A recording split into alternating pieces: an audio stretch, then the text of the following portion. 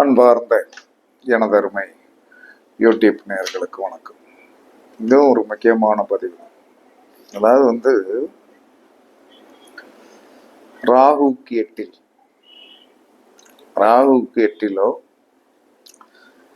கேதுவுக்கு எட்டிலோ, ராகுவுக்கு 8 அல்லது கேதுவுக்கு 8 ஒரு கிரகம் இருந்தால் அது ரொம்ப பாதிக்கும். அதாவது ஒரு ராகுக்கு 8ல ஒரு கிரகம் இருக்குன்னு வைங்க, அது எந்த பக்கம் கூடி போகுது அதெல்லாம் நீங்க பார்க்க வேண்டாம். ராகுக்கு 8ல கிரகம் ஒன்று இருந்தாலோ, கேதுவுக்கு 8ல் ஒரு கிரகம் இருந்தாலோ, கேதுவுக்கு 8ல் ஒரு கிரகம் இருந்தாலோ, அது கேதுவுக்கு 8ல் இருக்கிற கிரகம் என்னது, ராகுக்கு 8ல் இருக்கிற கிரகம் என்னது, ராகுக்கு 8ல் இருக்கிற கிரகம் என்னது, இதை நீங்கள் கவனித்துக் கொள்ளுங்கள். ஜோதிடம் பார்ப்பது ஒரு பெரிய விஷயம் கிடையாது. ராகுக்கு 8லோ கேதுவுக்கு 8லோ ஒரு கிரகம் இருந்தால் அது வதப்படும். அது 100% வதப்படும். அதுல எந்தவித மாற்று கருத்தும் கிடையாது. அப்ப இது எவ்வளவு தூரத்திற்கு உண்மை என்று சொன்னால் 100க்கு 100 உண்மை. ராகுக்கு 8ல கிரகம், அதனாலதான் என்ன சொல்றான்னா, எந்த ஒரு கிரகத்திற்கும் என்ன சொல்றான்னா 2 8ல் ராகு கேதுகள் இருக்கக்கூடாது. 2 8ல் ராகு கேதுகள் இருக்கக்கூடாது. இருந்தாச்சுன்னா என்ன சொல்றான்னா, அந்த கிரகத்தை முன்னேற விடாது, அந்த கிரகத்திற்கு மன உளைச்சலையும் பிரச்சனைகளையும் கொடுத்து கொண்டே இருக்கும் என்று சாஸ்திரம் சொல்லி, இதுதான் உண்மை. நீங்கள் வழக்கமாக எண்ணுகின்ற எண்ணிக்கை மாதிரி தான் எண்ணணும். நீங்க என்ன சொன்ன, கேது ஆன்டி கிளாக் வைஸ்ல போறாரு சார், அதனால அப்படி கூட எப்பயுமே கிளாக் வைஸ் தான். அவர்களுடைய நகர்வுகள் ஆன்டி கிளாக் வைஸ்ல இருந்தாலும், நீங்கள் ஜோதிடம் பார்க்கும்போது என்ன சொன்னா, எண்ணும் போது என்ன சொன்னா, ராகுவுக்கு 8ஆம் இடத்தில் கிரகம் இருக்கா, அந்த கிரகத்தால் உங்களுக்கு இம்சை இருக்கும். கேதுவுக்கு 8ல கிரகம் இருக்கா, கேதுவுக்கு 8ல ஏதாவது கிரகம் இருக்குதா, அப்ப கேதுவுக்கு 8ல் எந்த கிரகம் இருந்தாலும் அதுவும் இம்சையை கொடுக்கும். கேதுவுக்கு 8ல எந்த கிரகம் இருந்தாலும் அங்கேயும் இம்சையை கொடுக்கும். இப்படித்தான் ஜோதிட சாஸ்திரம் சொல்லுகிறது. இதுக்கு ஒரு ரிலாக்ஸேஷன் உண்டு. ரிலாக்ஸேஷன் உண்டுன்னா என்ன சொன்னா, உபய ராசிகள் என்று சொல்லக்கூடிய மிதனம், கன்னி, தனுசு, மீனத்தில் ராகுவோ கேதுவோ இருந்து இந்த மாதிரி அமைப்பு இருந்தால் அது பாதிக்காது. அது கண்டிப்பாக பாதிக்காது. மற்ற எந்த இடத்தில் என்ன சொன்ன, சரராசிகளிலேயோ ஸ்திர ராசிகளிலேயோ ராகு இருந்து அதற்கு 8ஆம் இடத்தில் என்ன சொன்ன ஒரு கிரகம் இருந்தால் அது 100% பாதிக்கும். அது 100% பாதிச்சிடும். அதுல எந்த மாற்று கருத்தும் கிடையாது. ஆனால் உபயராசிகளில் உபயராசிகளில் ராகு கேதுகள் இருந்து அதற்கு 8ல் என்ன சொன்னா கிரகம் இருந்தால் அதை சவைச்சு நல்லா பிச்சை எடுத்து தள்ளிடும். இது சாஸ்திர உண்மை. இதற்கு ஏதாவது பரிகாரம் இருக்கிறதா என்று சொன்னால், பரிகாரம் என்பது பாம்பைத்தான் பிடிக்கணும்.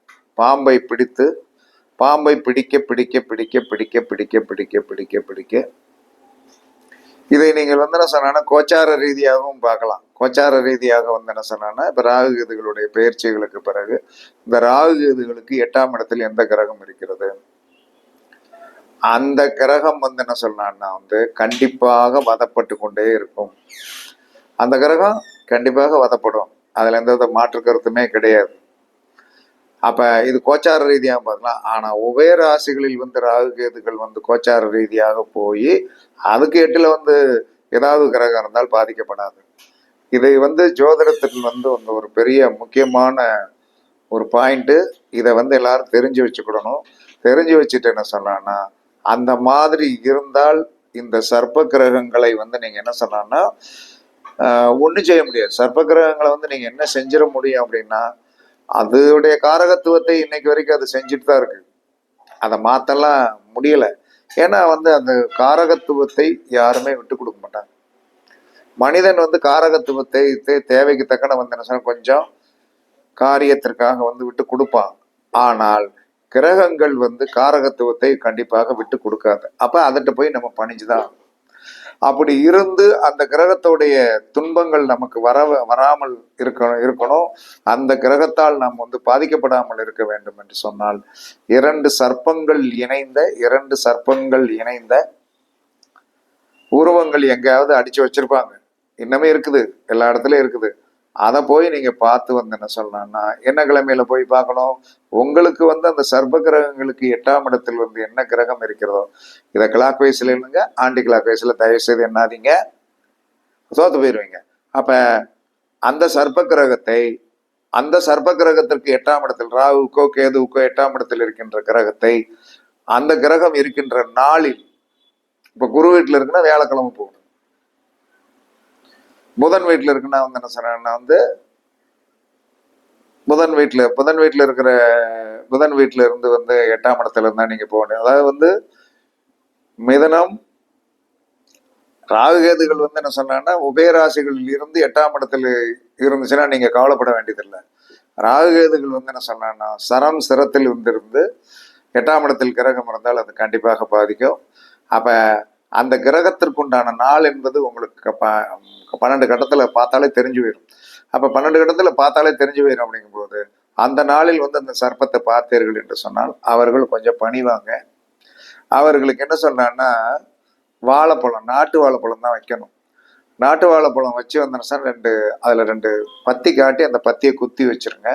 குத்தி வச்சுட்டு கொஞ்சம் அந்த சர்ப்ப கிரகத்தின் மேல வந்து கொஞ்சம் என்ன செய்யுங்க, மஞ்சள் பொடி போட்டு கொஞ்சம் குங்குமம் போட்டு அதில் 1 ரூபா காயின்ஸ் வந்து 2 வைங்க.